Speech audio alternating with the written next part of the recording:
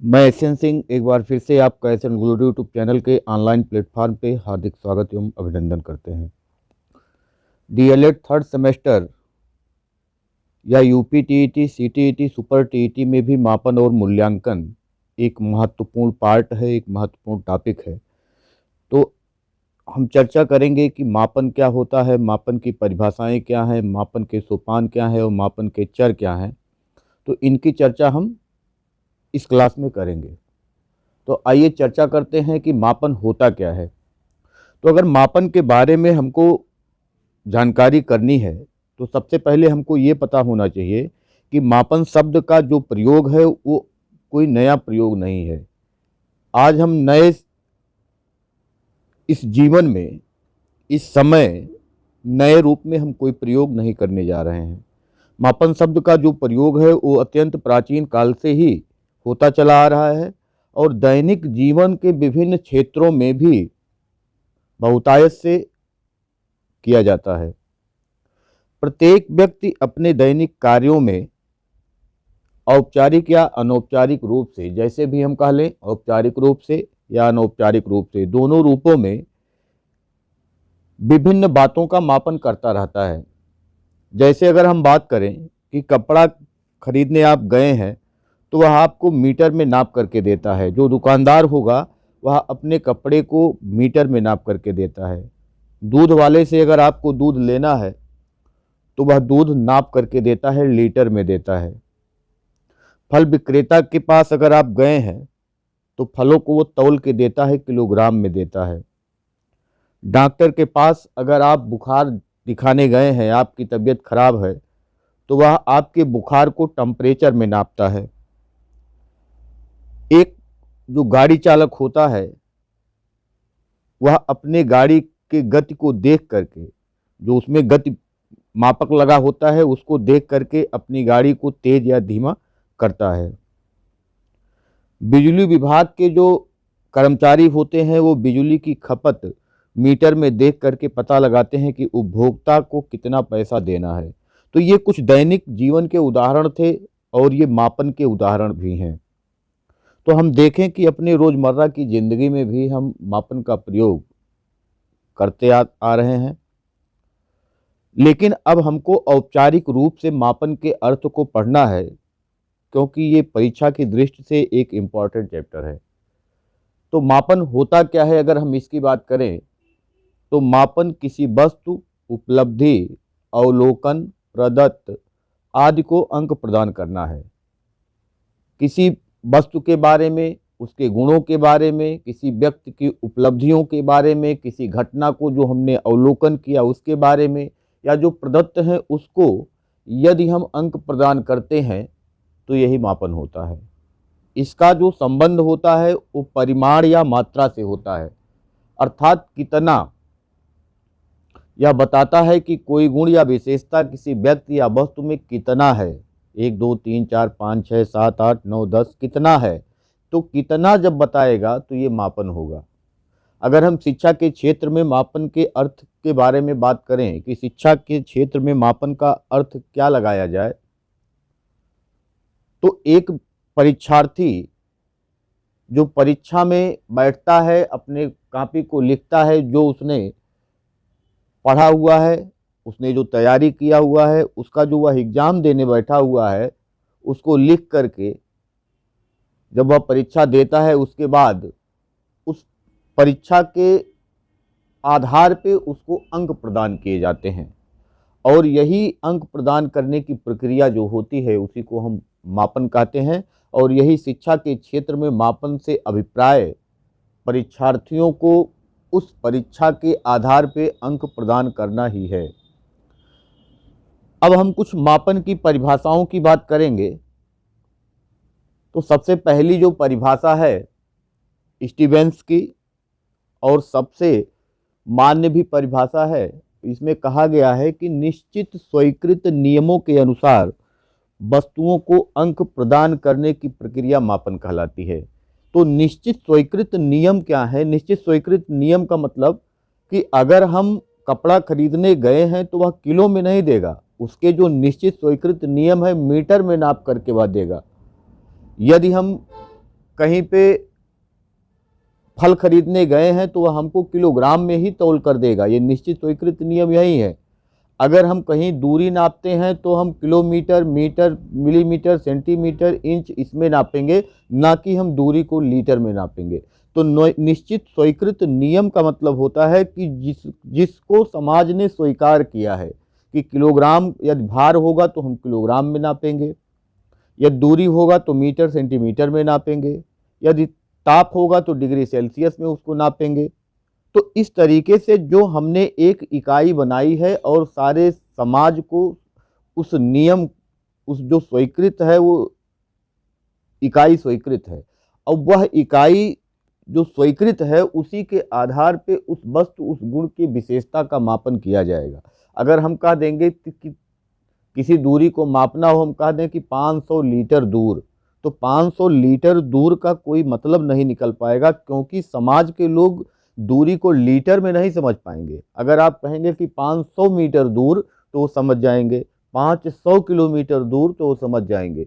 लेकिन निश्चित स्वीकृत नियम क्या है जो समाज स्वीकार किया है कि दूरी को हम मीटर में, किलोमीटर में, इंच में, मिलीमीटर में, सेंटीमीटर में, इसमें नापेंगे तो समझ में आएगा।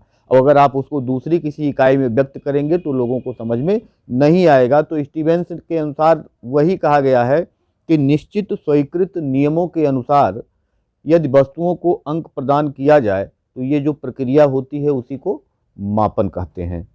काम्पबेल के अनुसार नियमों के अनुसार वस्तुओं या घटनाओं को अंकों या संख्यांकों में व्यक्त करना मापन है।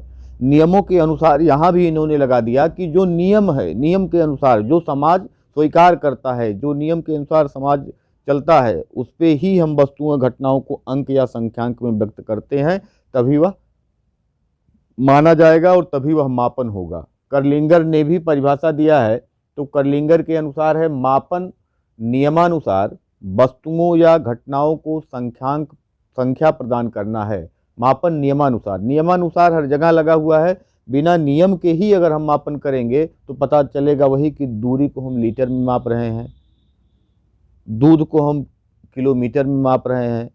तो जो समाज स्वीकार नहीं किया है उसको समाज समझेगा नहीं। तो इसीलिए नियमानुसार या स्वीकृत नियम जो है उसी के अनुसार ही हमको मापन करना होगा। रास के अनुसार मापन एक परिमाणीकरण की प्रक्रिया है, यानी मापन जो है किसी वस्तु के गुणों को, उसके जो कार्य हैं, जो प्रदत्त हैं, उसको अगर हम कोई अंक प्रदान करते हैं, कोई संख्या प्रदान करते हैं तो वही मापन की प्रक्रिया होती है, ऐसा रास ने कहा है।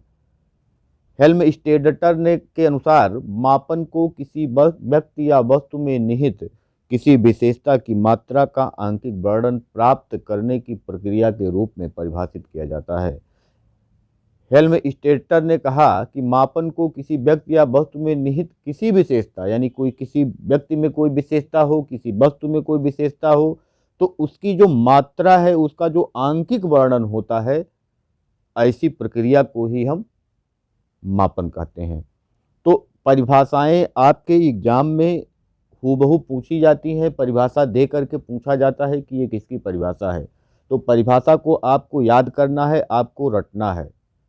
तो परिभाषा आप रट लीजिए और मापन को केवल इतना समझिए आप कि मापन निश्चित स्वीकृत नियमों के अनुसार यदि किसी विशेषता को, किसी गुण को, किसी प्रदत्त को, किसी उपलब्धि को हम अंक प्रदान करते हैं तो वही जो प्रक्रिया होती है वह मापन की प्रक्रिया कहलाती है।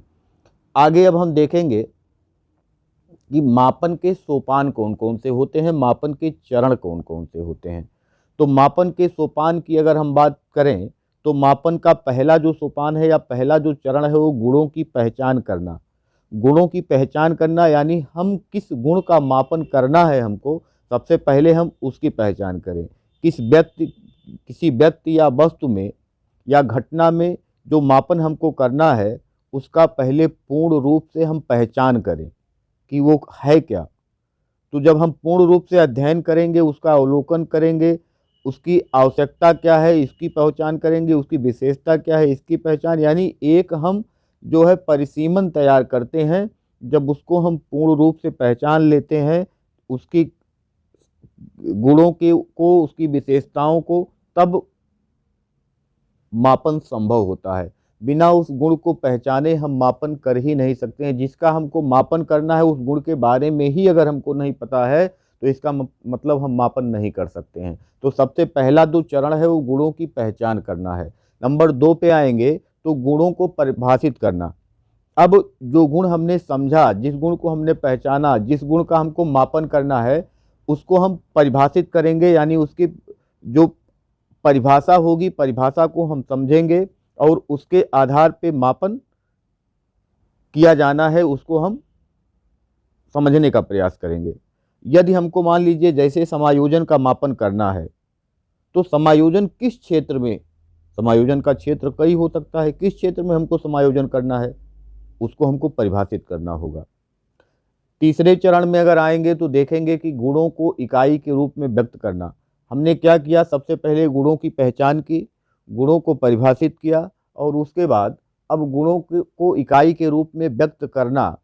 लास्ट इसका चरण होता है कि जिस भी गुण को हमको मापन करना है, ऐसी इकाई या आधार सुनिश्चित करना होता है इसमें जिससे गुणों का परिसीमन करके उसकी व्याख्या की जा सके। तो हमको यहाँ उस गुण को ऐसी इकाई में व्यक्त कर देना है कि जिससे हम कहीं उसको परिभाषित कर सकें या कोई भी व्यक्ति उसको ले जा कर के परिभाषित कर सके। तो मापन के 3 सोपान: गुणों की पहचान करना, गुणों को परिभाषित करना और गुणों को इकाई के रूप में व्यक्त करना, ये मापन के 3 सोपान होते हैं।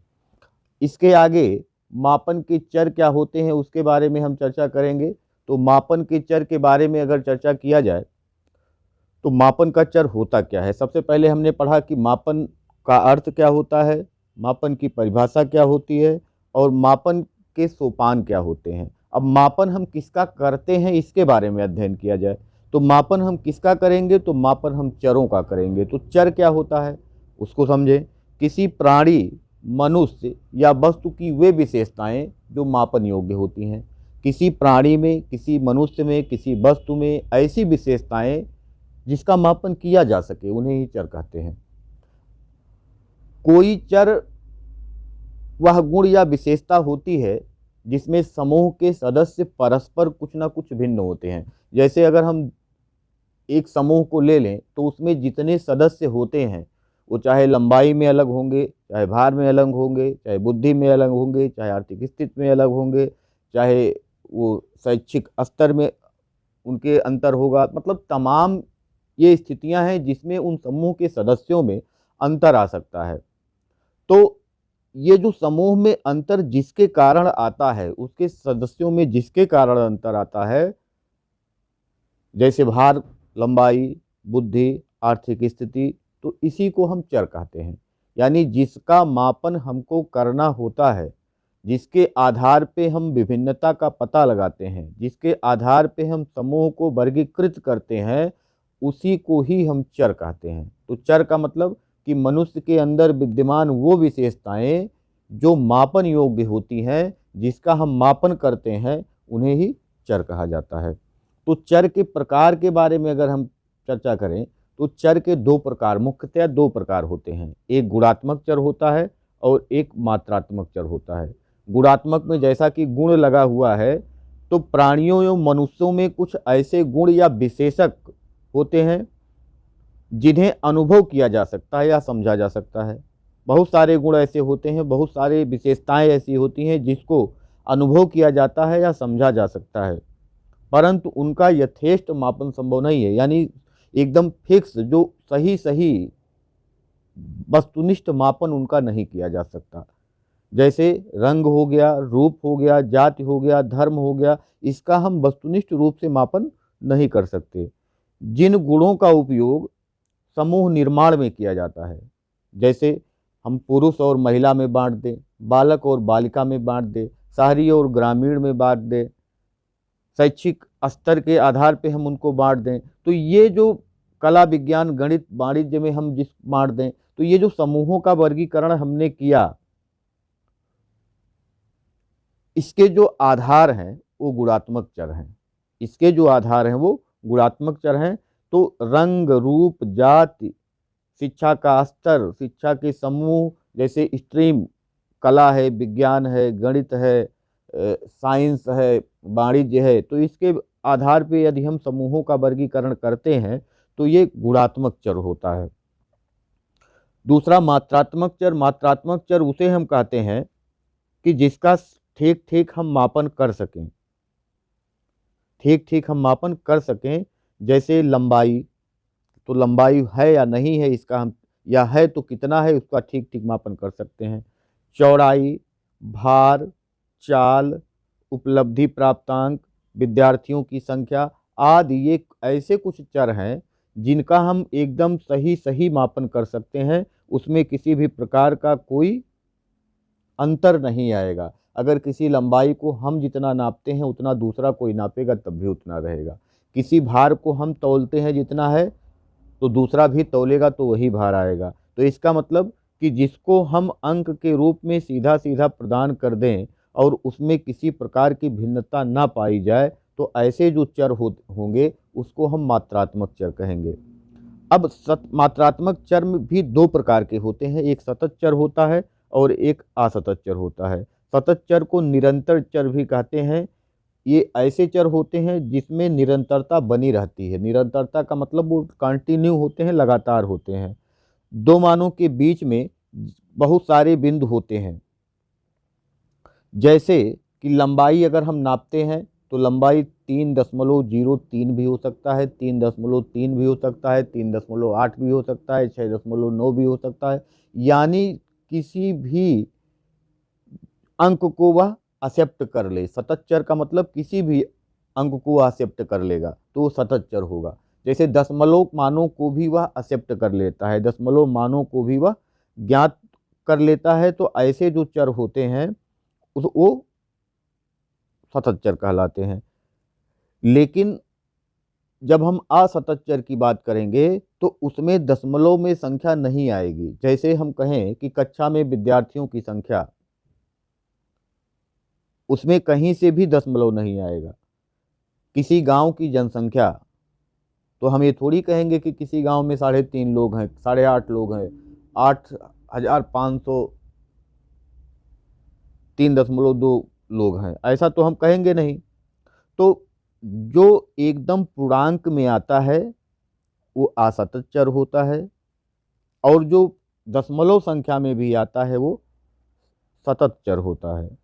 तो सभी मानों को असतत चर जो होता है वह एक्सेप्ट नहीं कर सकता, लेकिन सतत चर जो होता है वो सभी प्रकार के मानों को एक्सेप्ट कर लेता है। यही दोनों में मुख्य अंतर है। तो चरों के प्रकार मुख्यतः दो प्रकार के, एक गुणात्मक है, एक मात्रात्मक है। गुणात्मक का मतलब जब हम गुणों के आधार पे हम चरों का वर्गीकरण करते हैं, महिला, पुरुष, बालक, बालिका, या शहरी, ग्रामीण, गणित, विज्ञान, कला, तो इसमें जो हम अंतर करते हैं तो ये जो होता है वो होता है गुणात्मक चर। लेकिन मात्रात्मक चर का मतलब जब हम भौतिक राशियों का जो मापन करते हैं, तो भौतिक राशियां जो होती हैं जैसे लंबाई हो गया, चौड़ाई हो गया, ऊंचाई हो गया, गति हो गया, चाल हो गया, तो ये सब जो है ये मात्रात्मक चर है। मात्रात्मक चर दो प्रकार के, सतत चर जो सभी को एक्सेप्ट कर सकता है, कोई भी अंक आ जाए उसको एक्सेप्ट कर सकता है, और असतत चर जो केवल पूर्णांकों को एक्सेप्ट करता है, जैसे विद्यार्थियों की संख्या हो गया, किसी गांव में जनसंख्या हो गया, किसी देश में जनसंख्या हो गया। तो ये सारे जो चीज़ें हैं वो असतत चर में आती हैं। तो आज हमने सीखा कि मापन का अर्थ क्या होता है, मापन की परिभाषा क्या होती है, मापन के सोपान क्या होते हैं, और चर क्या होते हैं। चरों के प्रकार को हमने आपसे चर्चा किया। अब इसके आगे अगले वीडियो में भी हम मापन की आवश्यकता क्या है, मापन का महत्व क्या है, मापन के उद्देश्य क्या है, इस पे हम क्लास लेकर के आएंगे। तो आप इसको प्रॉपर रूप से नोट्स बनाइए, इसका कागज़ कलम लेकर के नोट्स बनाइए और इसको प्रॉपर रूप से आप अपना नोट्स तैयार करिए। अब इसी सीक्वेंस में आपको कंटिन्यू क्लास मिलता रहेगा, तो आप नोट्स एकदम अच्छे से जैसे जैसे यहाँ लिखा हुआ है वैसे वैसे आप नोट्स बना करके उसकी तैयारी करिए। धन्यवाद, नमस्कार।